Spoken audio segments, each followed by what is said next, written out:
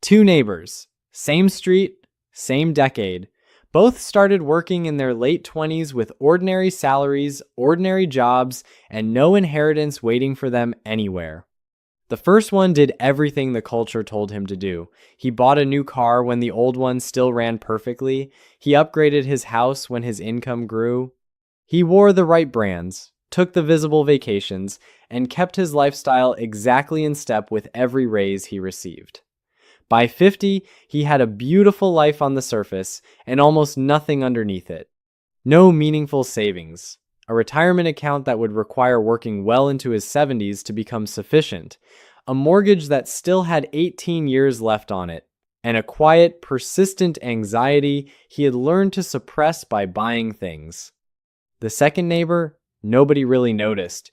She drove a 12-year-old car with 180,000 miles on it. She lived in the same modest house for 2 decades. She didn't post about money, didn't talk about money, and didn't appear to be doing anything particularly interesting with money. By 50, she had $400,000 in index funds, 2 paid-off rental properties generating passive income every month, and the ability to walk away from her job at any moment she chose because the choice was entirely hers. Same street, same era, completely different financial realities. The difference between those two people is not luck. It is not income. It is not even intelligence. It is a way of thinking about money that one entire generation stumbled onto almost by accident and then quietly used to build more wealth than anyone expected. My name is Zik, and today I'm going to show you exactly how Generation X thinks about money differently, why those differences produced results the data now confirms, and what any of us can take from their playbook, regardless of when we were born. Before we go further, let me show you the foundation everything else is built on. Before I get into the specific strategies, I need to show you the foundation underneath all of them. Because without understanding this first, the rest of it looks like a collection of random habits rather than a coherent philosophy. Gen X came of age in a specific window of time that will never exist again. Information had become accessible, but it had not yet become overwhelming. If you wanted to understand investing in 1996, you could not simply open an app and get an algorithm's opinion. You went to the library, you read actual books, you subscribed to Money Magazine and read it cover to cover. You found early online forums where people were sharing genuine knowledge rather than selling courses. You studied Warren Buffett's annual letters before he became a cultural meme. You learned slowly, thoroughly, with actual comprehension rather than headline skimming. And then the market taught them lessons no book ever could. The dot-com collapse between 1999 and 2001 was Gen X's first expensive education.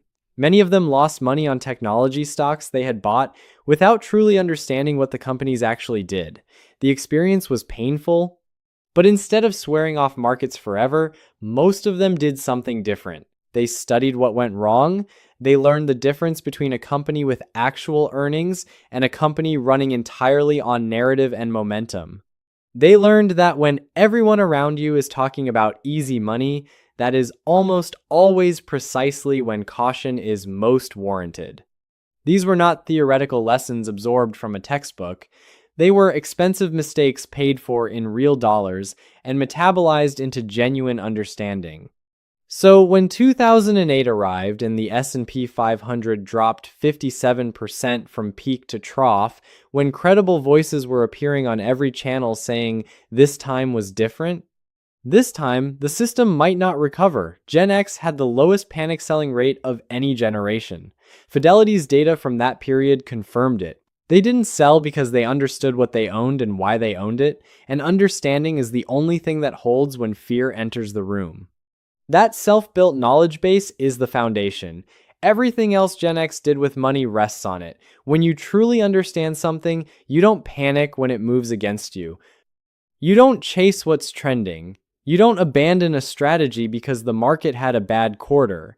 You make boring, consistent decisions that compound across decades. That is not exciting. It is also not optional if you want the result. Lesson 1. They turn their entire life into a portfolio Here is where Gen X thinking diverges most sharply from conventional financial advice, and it's the insight I want you to sit with longest. Most people apply the concept of diversification only to their investments, split your money between stocks and bonds, and you're diversified. Gen X applied it to everything: their careers, their income sources, their skills. Their entire economic life became a portfolio designed to survive any condition the economy might produce. Census Bureau data shows that 34% of Gen X workers have income from more than one source, compared to 28% of millennials and 19% of boomers. But the more important difference is not the number. It is the intention behind it. This was not about following a passion or building a personal brand or becoming an entrepreneur. This was strategic redundancy, deliberate backup planning. The same logic an engineer uses when designing a critical system, you never allow a single point of failure. Picture what this looked like in a typical Gen X household in 2015. One spouse working a corporate job with benefits, earning $75,000 annually. The other runs a small home-based business bringing in $35,000. One rental property generating $12,000 per year after expenses. That is 3 completely independent income streams. If any single one disappears, a layoff, a slow business quarter, a vacancy in the rental, the household does not collapse. It adjusts. It absorbs the shock and continues forward.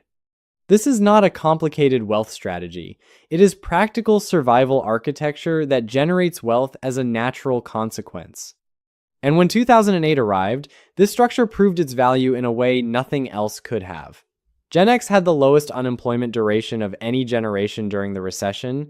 When one income source disappeared, others remained. When the housing market collapsed and properties were selling at 40% below their 2006 peaks, Gen X had the cash flow from multiple sources to move to buy discounted assets while everyone else was paralyzed by fear. They didn't do this because they were brave. They did it because their diversified foundation gave them the stability to act when others could not. Bankrate's 2023 Financial Security Survey found that Gen X reports feeling more financially secure than any other generation, despite having less total wealth than boomers. That result confused a lot of analysts. It shouldn't have. Security is not a number. Security is having multiple systems that cannot all fail simultaneously. It is knowing that if one thing breaks, 5 other things are still holding you up. Gen X built financial resilience, not just financial wealth. Those are not the same thing, and the difference matters enormously when the economy decides to test you. Lesson 2. They refuse to perform wealth. This is the one that drives marketers completely insane. Gen X has money. Meaningful, documented, federally verified money. The latest Federal Reserve survey of consumer finances shows the median Gen X household net worth at $243,000, nearly 4 times higher than millennials, nearly 8 times higher than Gen Z. They built this quietly, consistently, and almost entirely out of public view. They don't post about raises. They don't announce new cars. They don't share vacation photos from resorts. They drive vehicles that have long since stopped being impressive. They live in houses they bought 2 decades ago. They eat at local restaurants without a dress code. From the outside, they look like people who are doing fine but nothing remarkable. From their balance sheets, the story is completely different. And this is not humility. This is strategy. When nobody knows you have money, nobody expects you to spend it. You are not competing with your friends' lifestyles. You are not caught in the slow, invisible arms race of consumption that quietly bankrupts people who earn excellent incomes. You are free, genuinely free, to make financial decisions based entirely on what serves your actual goals, rather than what communicates the right message to the people watching. Consider the calculation a typical Gen X mindset runs on a car upgrade. The current vehicle runs perfectly. A replacement would cost $45,000. At 8% average annual returns over 10 years, that $45,000 becomes $97,000. The old car still gets you everywhere the new car would. The question Gen X asks is not, can I afford the new car? The question is, what am I actually trading? The answer is $97,000 for the temporary dopamine hit of driving something newer. Most of them decide that trade is not worth it, not because they can't afford it, because they did the math. Every dollar not spent performing wealth for an audience is a dollar compounding silently in the background. Every possession not purchased is one less object to insure, maintain, store, and eventually replace. Gen X watched their parents stress visibly about money while maintaining expensive appearances. They absorbed that lesson early. They decided that financial security was more valuable than financial performance, and they made that decision quietly, repeatedly, for decades, which is exactly why it worked. If this is shifting something in how you see money, take 2 seconds to hit the like button. It genuinely helps the channel, and I notice every single one. Lesson 3. They made debt work for them instead of against them. Gen X is not anti-debt. That is a common misconception. They are anti-stupid debt. The distinction is everything. Federal Reserve data shows Gen X carries significant mortgage debt but minimal consumer debt. Their average credit card balance is lower than both boomers and millennials. They will borrow $500,000 for a property. They will not finance a $3,000 couch. The principle underneath that apparent contradiction is simple and absolute. Debt is only acceptable when it funds an appreciating asset or generates income. Everything else gets paid in cash or does not get purchased. Here is what this philosophy produced during one of the greatest financial opportunities in modern history. Between 2009 and 2012, while housing prices sat at rock bottom and most people were still too frightened by the crash to act, Gen X was buying. Real estate data from that period shows they were the largest demographic group purchasing investment properties. Mortgages were available at 4.5% on assets that had lost 40% of their peak value. The math was not complicated. Borrow cheap money to acquire a discounted asset likely to appreciate. Gen X did not need a finance degree to see that opportunity. They needed something rarer, the willingness to act while everyone around them was frozen. And they could act because their diversified income streams and years of disciplined saving had given them the financial position to take calculated risks when others could not afford to. The flip side is equally important. Between 2005 and 2007, when housing prices were inflated and neighbors were using home equity like a personal ATM refinancing to buy boats, cars, and renovations, Gen X largely stayed out of that game. They saw the structure clearly. They kept their financial position defensible. When the crash came, they were not underwater. They were positioned to buy. This is the debt philosophy that actually builds wealth across a lifetime. Borrow strategically when assets are undervalued and rates are favorable. Pay down everything else relentlessly. Never use debt to fund consumption. And when economic conditions shift, adjust, because the strategy is not rigid. The principle is lesson 4. They let time do the work they couldn't. Here is where everything Gen X did compounds into a result that looks like magic, but is actually just mathematics given enough runway. Consider this precise calculation. Someone who began investing $500 per month in 1998 into a basic index fund, tracking the S&P 500 by January 2024, would have contributed $156,000 of their own money. That account would be worth approximately $520,000. They more than tripled their contribution. Not through perfect timing, not through clever stock picking, through showing up consistently every single month for 26 years, through the dot-com crash that wiped out 49% of the NASDAQ, through the 2008 collapses that took the S&P 500 down 57%, through every terrifying headline that gave a reasonable person genuine cause to stop, Gen X kept going. Vanguard's 2024 research on investor behavior confirms that Gen X has the highest rate of continuous investment contributions over 20 plus years of any generation studied. They did not pause when it was frightening. They did not stop when it was uncomfortable. They understood something that sounds simple but is extraordinarily difficult to actually live. Consistency matters more than the amount. And this is where their self-education paid its greatest dividend. Because they understood compound interest at a structural level, not as a concept, but as a lived reality, they understood the devastating cost of interruption. Money invested in your 30s has 30 years to compound. Money invested in your 50s has 10. That is not a marginal difference. That is the difference between a comfortable retirement and working until your body decides otherwise. But let's be honest about what sustained consistency actually required.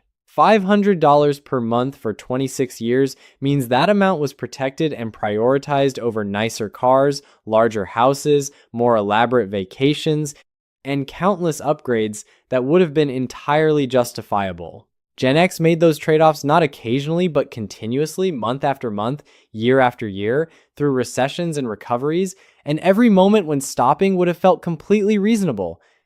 That is the unglamorous, unsexy, unpostable truth about how wealth is actually built, not in the dramatic moments, in the ordinary ones. In the months when nothing exciting is happening and you move the money anyway because that is simply what you do, here are some actionable steps you can take that can change your future right now. Start your financial education this week, not with YouTube algorithms, but with something you have to choose deliberately.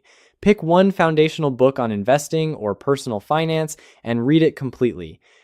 Knowledge you build slowly and thoroughly is knowledge that holds when markets move against you. Audit your income sources this month. Write down every stream of income you currently have. If the answer is 1, that is a single point of failure.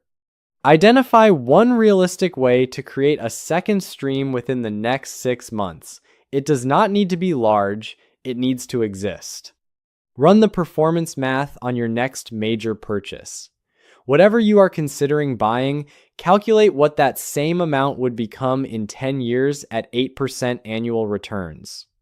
Then decide with that number visible, not to automatically say no, to make the decision with full information. Review your debt this quarter and categorize each obligation honestly. Which debt funds an asset that appreciates or generates income? Which debt funds consumption? Build a specific plan to eliminate the second category as aggressively as your cash flow allows. Set up automatic investment contributions if you have not already, and then commit to leaving them untouched through the next market correction. That commitment, made in advance before the fear arrives, is worth more than any specific amount you choose. Before I leave, let me tell you this. Go back to those 2 neighbors for a moment. The one who upgraded continuously, performed visibly, and kept his lifestyle perfectly synchronized with his income, he was not foolish. He was following the exact script the culture wrote for him. Buy more when you earn more. Signal success with visible markers. Live in step with your income and trust that things will work out. It is an entirely reasonable way to move through the world. It just does not produce financial freedom. It produces a beautiful surface with nothing underneath it. The neighbor, nobody noticed driving the old car, living in the same house, making no visible moves. She was following a different script.